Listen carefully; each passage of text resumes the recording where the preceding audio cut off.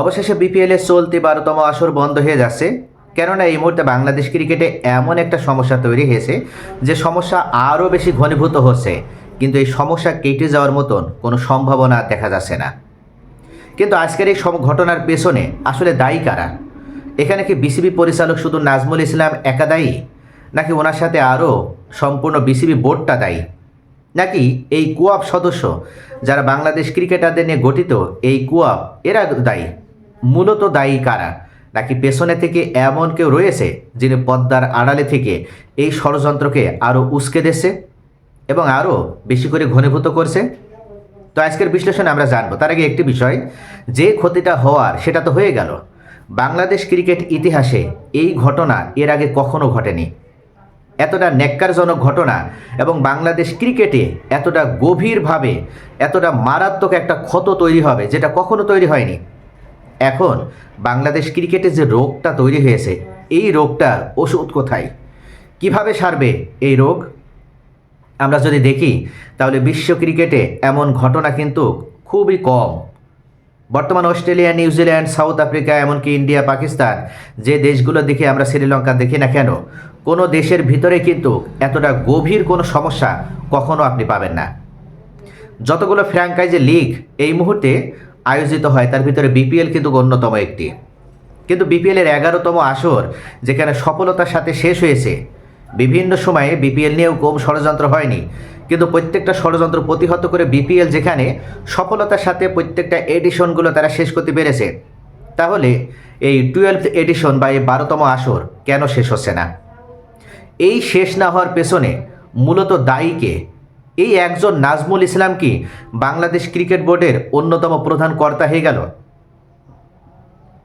তার কি ন্যূনতম এই সেন্সটা কাজ করছে না যে যেখানে তাকে কেন্দ্র করে একটা চলতি আসর, বিপিএলের একটা আসর বন্ধ হয়ে যাচ্ছে, ক্রিকেটাররা সকলেই একজোট হয়ে যেখানে প্রতিবাদ করছে, প্রতিরোধ গড়ে তুলছে, সেখানে তিনি কিসের উপরে ভিত্তি করে এখনো পর্যন্ত তার পদটা ধরে রেখেছে? তার ভিতরে কি সামান্যতম এই সেন্স কাজ করছে না যে না, এই মুহূর্তে আমি এখানে আর থাকবো না, কেননা আমি এমন একটা মন্তব্য বা বিবৃতি হয়তো দিয়েছি যার কারণে ক্রিকেটাররা ক্ষুব্ধ হয়েছে। তো এখন আসি, আমরা একটা নেগোসিয়েশনে আসি এবং ক্রিকেটারদের সাথে আমরা আলোচনা করি, এবং এটা যে স্লিপ অফ টাং ছিল, আমি যা তাদেরকে উদ্দেশ্য করে তাদেরকে হার্ট করার জন্য বা তাদেরকে আঘাত করার জন্য কিন্তু কথাটা আমি বলিনি, এটা আমি স্বীকার করি, কনফেস করি, কিন্তু সেটা তিনি করছেন না। এমনকি বিসিবি সভাপতি আমিনুল ইসলাম বুলবুল, যিনি বর্তমানে হয়তো বিসিবি সভাপতি, কিন্তু এর আগে তো তিনি একসময় ক্রিকেটার ছিলেন এবং বাংলাদেশ ক্রিকেট বোর্ডে বাংলাদেশ ক্রিকেট টিমের তিনি ক্যাপ্টেন ছিলেন। সেই আমিনুল ইসলাম বুলবুল এখনও কি তার এই যে সন্তান তুল্য যে ক্রিকেটাররা যারা ক্রিকেট খেলছে, এই যে কোয়াবের সদস্য যারা যারা সংবাদ সম্মেলন করলো আজকে একটার সময়, তাদের কাছে এখনও কি ছুটে গিয়েছে? তাদের কাছে কি এখনও বসেছে? বসেনি। আমি কিন্তু প্রত্যেকটা ব্যক্তিকে সম্মানের সাথে দেখি, এবং বাংলাদেশ ক্রিকেট বোর্ড মানে আমাদের প্রাণ, ক্রিকেটাররাও আমাদের প্রাণ, তাদেরকে নিয়েই তো আমাদের স্বপ্ন ঘোরে এবং তাদেরকে নিয়েই তো আমরা স্বপ্ন দেখি যে একদিন এদেরকে ব্যবহার করেই বা এরাই আমাদেরকে এই সোনালি এই বিশ্বকাপটা বা বিশ্বকাপ আমাদের দেশে একদিন ছিনিয়ে নিয়ে আসবে। তাহলে এই ক্রিকেটাররা যেখানে ক্ষুব্ধ হয়েছে, হয়তো ভুল বোঝাবুঝি থাকতে পারে, বোর্ডের সাথে ক্রিকেটারদের একটা ভুল বোঝাবুঝি হতে পারে, সেখানে বসতে হবে, ভুল বোঝাবুঝি সমাধানের একটা উপায় বের করতে হবে। তার মানে এটা নয় যে বর্তমানে এই সিচুয়েশনে যেখানে একটা কঠিন পরিস্থিতি তৈরি হয়েছে, বাংলাদেশ বিশ্বকাপ ক্রিকেটে অংশগ্রহণ করবে না। যদি ভারতের মাটিতেই বিশ্বকাপ হয় এবং ভারতের মাঠ থেকে যদি বাংলাদেশের ভেন্যু পরিবর্তন না হয়, তাহলে সেখানে বাংলাদেশ একটা অনড় অবস্থান তারা জানিয়ে দিয়েছে এখন পর্যন্ত। সেই জায়গায় যে বাংলাদেশ ক্রিকেটটা নিয়ে যে ষড়যন্ত্র হবে, এটা তো সকলেই জানে। অর্থাৎ বিগত 5ই আগস্টের পরে আমরা যদি বর্তমান যে ক্রিকেট টিম বা ক্রিকেট বোর্ড আমরা দেখি, তাহলে সেক্ষেত্রে তো নতুন করে আবার সাজানো হয়েছে। তাহলে পূর্বে যারা ছিল তাদের ভিতরে যদি কেউ ষড়যন্ত্রকারী থাকে, দুর্নীতিকারী থাকে, কেউ যদি ভারতপন্থী থাকে বা এমন হয় যদি সে ষড়যন্ত্রের হাত তার এখনও রয়েছে, তাহলে সেটাও তো অস্বীকার করা যায় না। তো আমরা তাদেরকে সুযোগ করে কেন দেব? আমরা অবশ্যই ক্রিকেটারদের সাথে বসবো, তাদের সাথে আমরা একটা কমিটমেন্টে আসবো, এবং যেখানে তারা ক্ষুব্ধ হবে না সেই জায়গা থেকে আমরা আমাদের নিজেদের দায়িত্বশীলতার জায়গা থেকে আমরা এমন বক্তব্য দেব না। তবে যেহেতু ক্রিকেটাররা ক্ষুব্ধ হয়েছে, হয়তো ভুল বোঝাবুঝি, তার সেটা আমরা সমাধানে আসব, কিন্তু কি একটা কঠিন সিচুয়েশন তৈরি হয়েছে যে ক্রিকেটাররা শেষ পর্যন্ত বিপিএল বয়কট করলো, যেটা তারা গতকালই ঘোষণা দিয়েছিল। এবং শেষ পর্যন্ত তারা তাদের সিদ্ধান্ত অনড় থাকলো। তারা বিপিএলের প্রথম ম্যাচ নোয়াখালী এক্সপ্রেস এবং চট্টগ্রাম রয়্যালসের ভিতরে যেটা হওয়ার কথা ছিল, ঢাকা পর্বের প্রথম ম্যাচই তারা বয়কট করে বসলো। দ্বিতীয় ম্যাচ তারা জানিয়ে দিয়েছে যে এখন পর্যন্ত যদি নাজমুল ইসলামকে অপসারণ করা না হয় বা নাজমুল ইসলামকে যদি পদ থেকে যদি বহিষ্কার করা না হয়, তাহলে তারা দ্বিতীয় ম্যাচে অংশগ্রহণ করবে না। আর এটা যদি না হয় তাহলে বিপিএল একবারে কিন্তু বন্ধ হয়ে যাবে। এবারের বিপিএল মধ্যখানেই বাতিল হয়ে যাবে। তবে বিসিবি একটা পদক্ষেপ তারা নিয়েছে, এখন ওএসডি করা হয়েছে নাজমুল ইসলামকে, অর্থাৎ অর্থ যে দায়িত্ব ছিলেন সেখানে আর্থিক দায়িত্ব থেকে তাকে অব্যাহতি দেওয়া হয়েছে।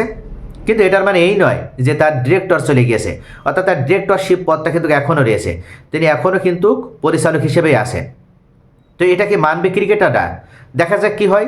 তবে মনে হচ্ছে যে ক্রিকেটাররা যে আলটিমেটামটা দিয়েছে, তারা আজকে সংবাদ সম্মেলন করে যে আগামী 48 ঘন্টার ভিতরে তিনি পদত্যাগ করবেন অথবা তিনি তার ভুল স্বীকার করবেন যে তিনি যে বিবৃতিটা দিয়েছেন এটা সম্পূর্ণভাবে ভুল ছিল, তিনি ক্রিকেটারদেরকে উদ্দেশ্য করে আঘাত করার উদ্দেশ্যে কথাটা বলেননি, তাহলে ক্রিকেটাররা আবার স্বাভাবিকভাবে খেলায় ফিরবে।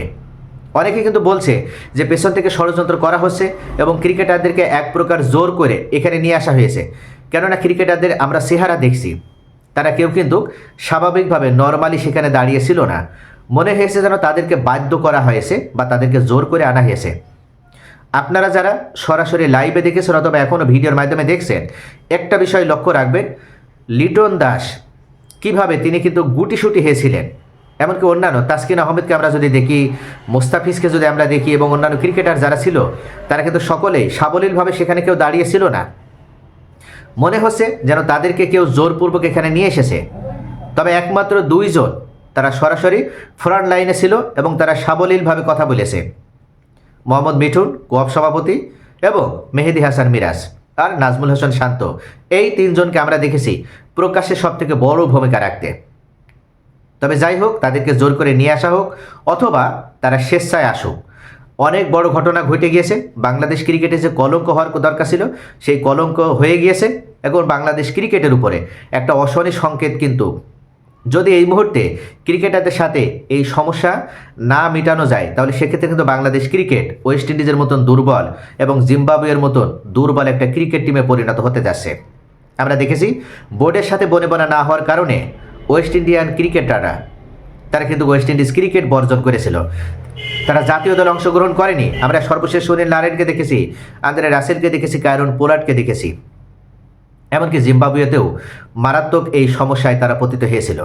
সর্বশেষ কেনিয়া আমরা দেখেছি, একসময় দাপট যে কেনিয়া সেমিফাইনালে উত্তীর্ণ হয়েছিল, তারা শ্রীলঙ্কাকে হারিয়েছিল, ইংল্যান্ডকে হারিয়েছিল, তাদের ক্রিকেট আজকে কোথায় হারিয়ে গিয়েছে। তো ক্রিকেট বোর্ডের সাথে ক্রিকেটারদের যে সমস্যা, এটা নিয়ে কিন্তু বিভিন্ন দেশ তারা বিভিন্ন সময়ে চরমভাবে ক্ষতিগ্রস্ত হয়েছে। তাই আমরা চাই না যে বাংলাদেশেও আবারও তারা এই ক্রিকেটারদের এবং ক্রিকেট বোর্ডের সাথে এই সমস্যার সুযোগ নিয়ে, তৃতীয় পক্ষ সুযোগ নিয়ে তারা আনন্দ উৎফুল্ল করুক বা আনন্দ উল্লাস করুক এবং বাংলাদেশ ক্রিকেট একেবারে অনিশ্চয়তার ভিতরে ঢুকে পড়ুক। তো এই জায়গা থেকে এখন সকলকে সচেতন হতে হবে। যদি এই মুহূর্তে এটা সমাধান না হয়, তাহলে কিন্তু বিপিএল যে দ্বিতীয় ম্যাচটা সন্ধ্যা 7টায় হওয়ার কথা, সেটাও হবে না। আর যদি সেই ম্যাচটা না হয়, তাহলে বিপিএল একেবারে চিরদিনের জন্য এই 12তম আসর মাঝপথেই বন্ধ হয়ে যাচ্ছে।